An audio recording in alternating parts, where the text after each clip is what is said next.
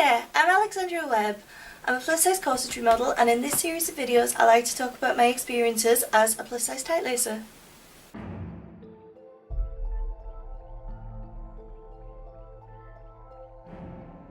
My wrist is feeling a little bit better today. It's still not great. This is the first time I've actually managed to get a corset on since I sprained my wrist a few weeks ago, which is why videos have been a little bit slow lately, so I'm sorry about that, but accidents happen and you know, can't really do stuff if I can't move. So anyway, this is the last video in this series for now. I am thinking about going back to it at some point, but for now this is episode 5 of this series, and so this is going to be the last one for now. And today I'm going to talk about how I started tightlasing. So I started wearing corsets a couple of years before I started actually tightlasing. I was given a black and white striped corset, which I haven't actually worn in any of these videos, but I was going to wear it in this one, but then wrist spraining happened and I can't fasten it at the moment. I did try. I was given that one as a gift by my friend Marie.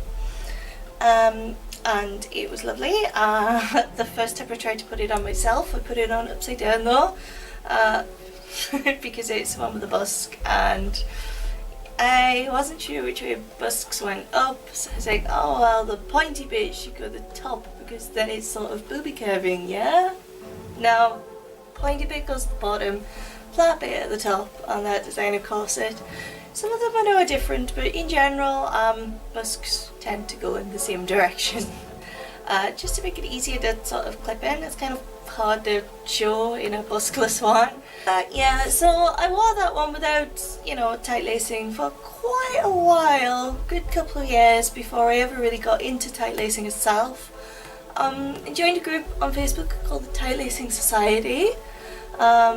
And that was, you know, that was interesting. There was a lot of people on there. I started to see what the effects on someone a corset can have. I started to realise that all of that stuff about corsets making your organs explode or whatever just was not true at all. I started to look into corsetry's lifestyle rather than as, you know, something pretty to wear on a night out. And so I set to doing my research, and I did about a year and a half of just researching to make sure I had all of the facts, to make sure it wasn't going to hurt me, to make sure I knew exactly what I was doing before I set myself away.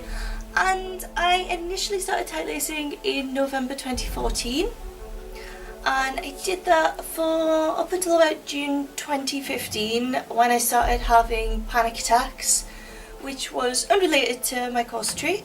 I did mention this in one of the first couple of videos, but yeah, I started having like panic attacks, anxiety attacks, and that was more related to stress.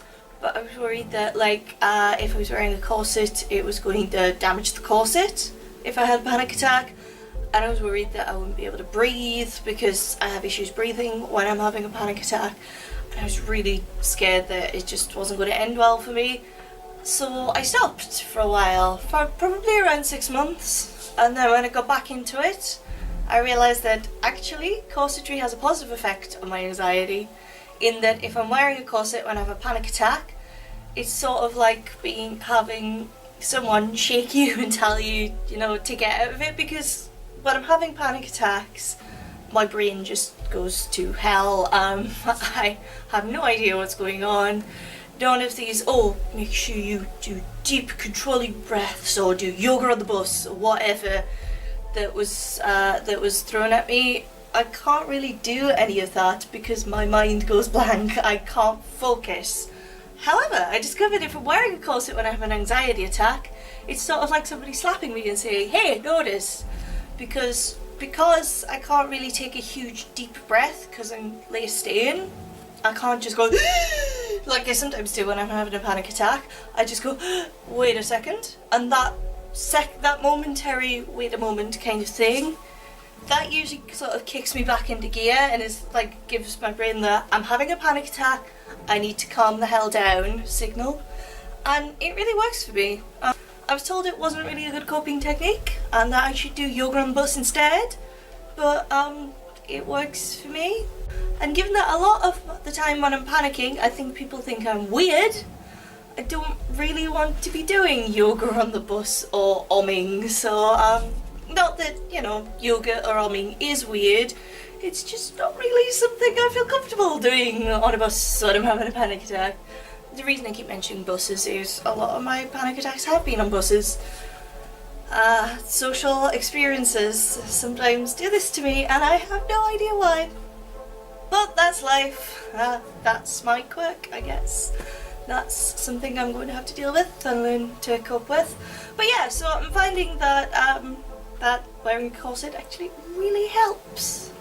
So, like, my eventual goal is for my corseted waist to be half the size of my hips, because I think, you know, I feel like that's kind of an interesting proportion.